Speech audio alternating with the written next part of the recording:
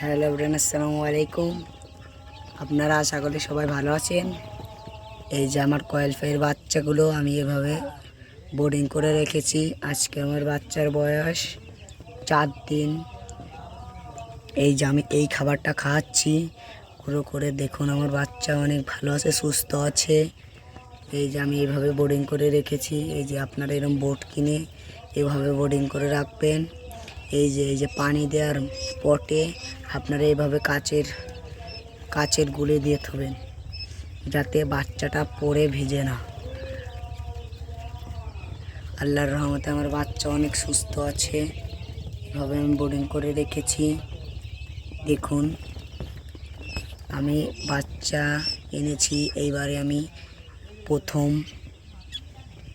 লালন করছি। আমি এখন আমার বাচ্চার বয়স 4 দিন। আমি এখন ওষুধটি খাওয়াচ্ছি, লাইসোবিট। এখন আমি লাইসোবিট সকালে দেই। লাইসোবিটটা আমি এখন দিচ্ছি। আর একটি ঠান্ডার ওষুধ খাওয়াচ্ছি, রেনাসিন। আপনারা ইচ্ছা হলে এভাবেও করতে পারেন বোর্ডিং।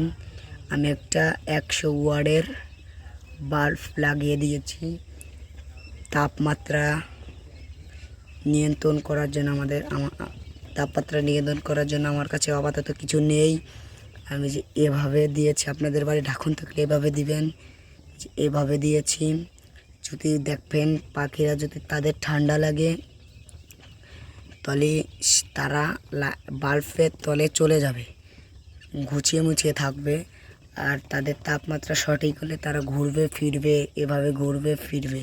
আপনাদের যদি তাপমাত্রা একটু লাগে, এভাবে নিচে নামায় দিবেন। আবার তাপমাত্রা এরম উঁচু করে দেবেন। এই যে আমি এভাবে করছি।